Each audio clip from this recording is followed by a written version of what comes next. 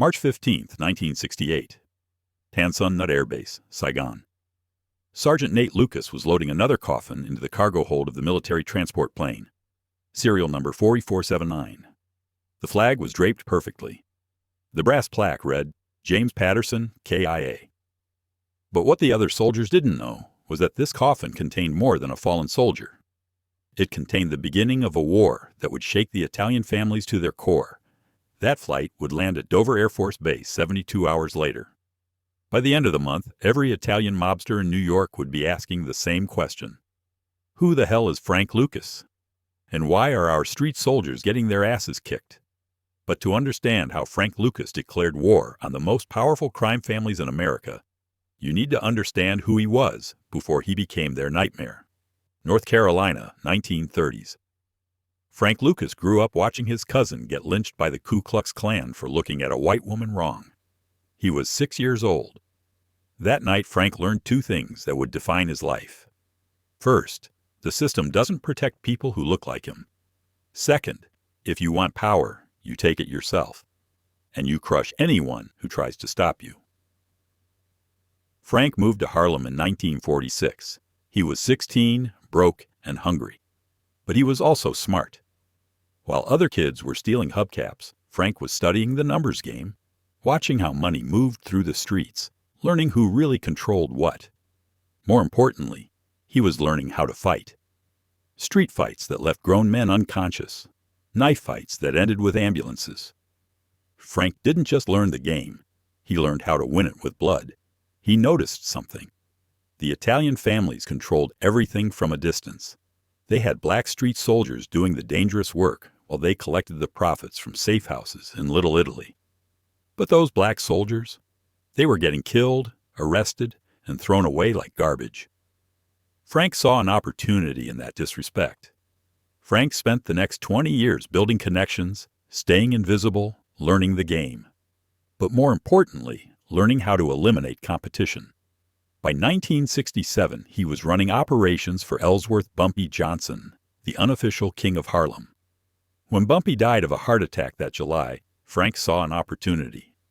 But he also saw a problem. Every major operation in Harlem had to pay tribute to the Italian families. They controlled the ports, they had the suppliers, they set the prices, they collected the taxes. If you wanted to move serious merchandise, you paid the Italians. You followed their rules, you kissed their rings, or you ended up face down in the East River. Frank Lucas had a different idea. What if you didn't need the Italians at all? What if you could build your own empire and crush anyone who tried to stop you? The idea came to him while watching the evening news. Vietnam War footage, body bags coming home, military transport planes. And Frank thought, nobody searches a coffin. More importantly, nobody questions military cargo. The U.S. military had a direct pipeline from Southeast Asia to America. Planes flew that route every single day. And Frank's cousin Nate was stationed right in the middle of the Golden Triangle, where the world's most valuable merchandise was manufactured, January 1968. Frank took a flight to Bangkok, not to fight in Vietnam, to visit family, officially. What he really did was meet with suppliers who had been moving product for generations but never had direct access to American streets. Frank made them an offer. I'll buy everything you can produce, at double your current price. But I want premium quality, and I want it delivered my way. The suppliers were skeptical.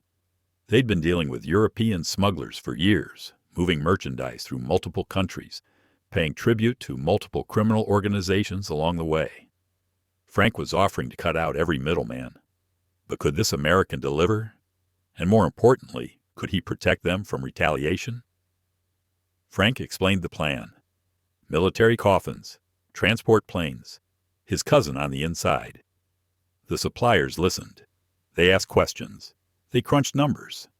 And they realized something. Frank Lucas wasn't just offering them more money. He was offering them protection. Protection from the Italian families who had been muscling in on their territory for decades. The first test run was March 15, 1968.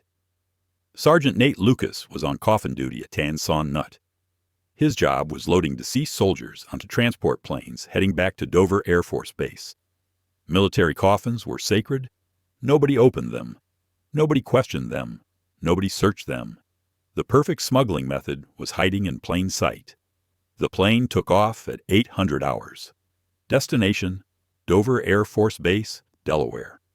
Frank was waiting in New York when the call came in. The plane had landed. The package was secure. Now came the dangerous part, moving the merchandise into Harlem without the Italian families noticing. But Frank had thought of that too. While the Italians were busy fighting each other over traditional territories, Frank was building something completely new. A distribution network that didn't depend on their ports, their contacts, or their protection. When the Italians finally noticed what was happening, it was already too late. What happened next was war. Frank didn't just compete with the Italian families, he humiliated them. While they were selling inferior product at inflated prices, Frank's merchandise was premium quality at half the cost. He called it Blue Magic. It was stronger, purer, and cheaper than anything the Italians had ever offered. Within 2 weeks, every corner in Harlem was asking for Frank's product. Word spread through Manhattan, Brooklyn, the Bronx.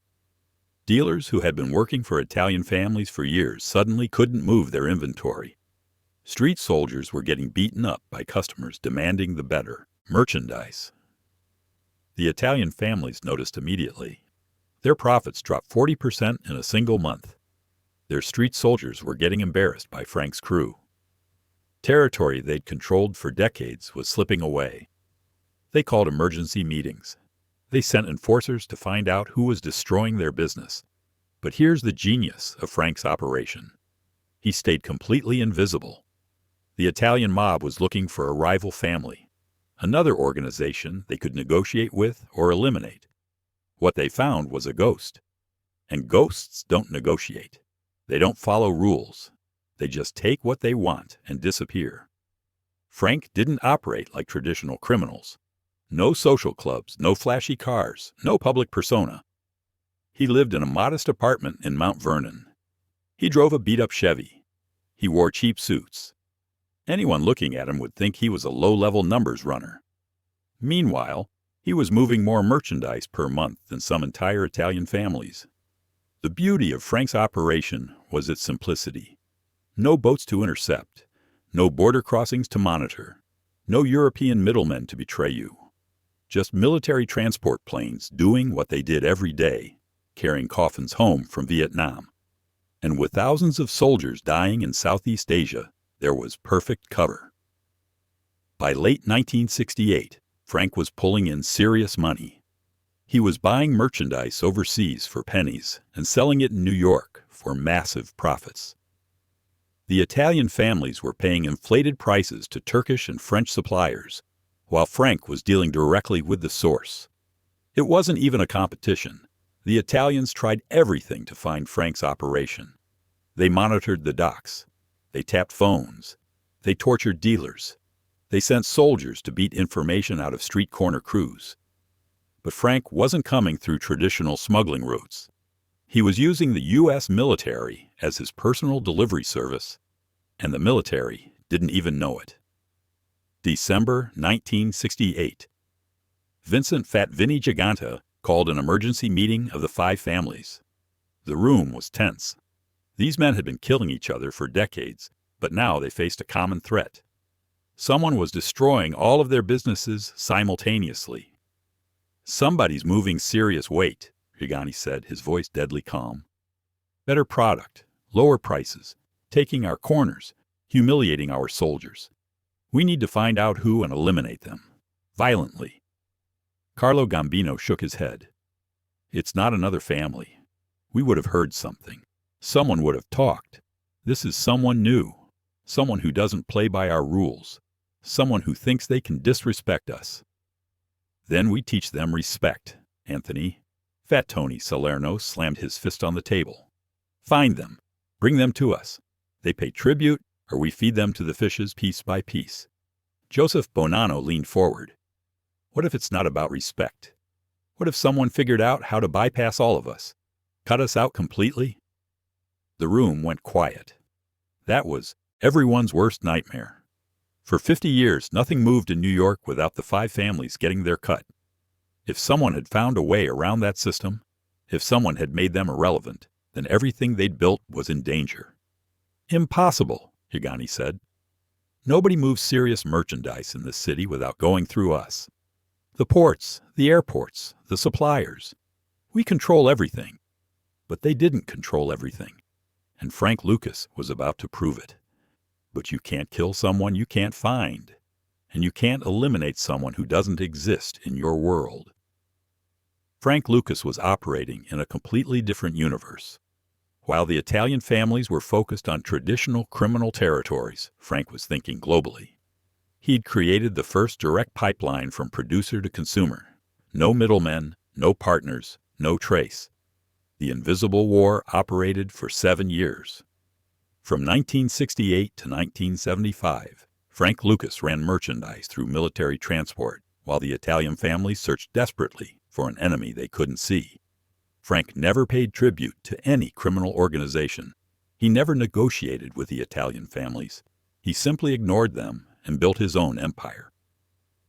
During those 7 years, the conflict escalated. The Italian soldiers got beaten up on corners they thought they controlled. Frank's crew took over territory without firing a shot. The families sent enforcer after enforcer to find Frank's operation. They all came back empty-handed. Some didn't come back at all. Frank's operation finally came to light in 1975, when Detective Richie Roberts noticed something strange. A low-profile dealer in Harlem was throwing around more cash than made sense. Roberts started investigating. What he found was an organization that operated like a corporation, not a traditional criminal gang. Professional, efficient, invisible. The investigation led to Frank's arrest in January 1975. But by then, he'd already proved something that changed organized crime forever. You didn't need traditional criminal organizations to build an empire. You just needed to think differently, to see opportunities that others missed, to stay invisible while everyone else fought for attention. Frank's Invisible War wasn't just about moving merchandise. It was proof that the old rules no longer applied. While the Italian families were still fighting territorial wars and collecting tribute from each other, Frank Lucas had shown that a single man with the right connections could outmaneuver entire criminal empires without ever throwing a punch. Today, law enforcement agencies study Frank's operation as a textbook example of how criminals adapt and evolve. He identified a weakness in the system and exploited it perfectly. He stayed invisible when others craved recognition. He thought globally when others thought locally. He avoided violence when others lived by it. Frank Lucas served 15 years in federal prison. When he was released, the criminal landscape had changed completely. The methods he pioneered, direct supplier relationships, invisible operations, avoiding traditional criminal hierarchies, had been adopted by organizations worldwide. The Invisible War proved something that still scares both law enforcement and organized crime today. The most dangerous criminals aren't the ones making noise. They're the ones you never notice until it's too late. Frank Lucas operated under everyone's nose for 7 years, and nobody suspected a thing. Because sometimes the best hiding place is in plain sight. The Italian families eventually adapted. They learned from Frank's innovations. But they never forgot the humiliation of being outmaneuvered by a ghost. And they never stopped looking over their shoulders, wondering who else might be operating in the shadows, building an empire they couldn't see. If this story of invisible power and criminal evolution moved you, hit that subscribe button. Drop a like if you understand that the most dangerous opponent is the one you never see coming. Share this with someone who knows that adaptation beats tradition every time. What would you have done if you were running the Italian families? Let me know in the comments below.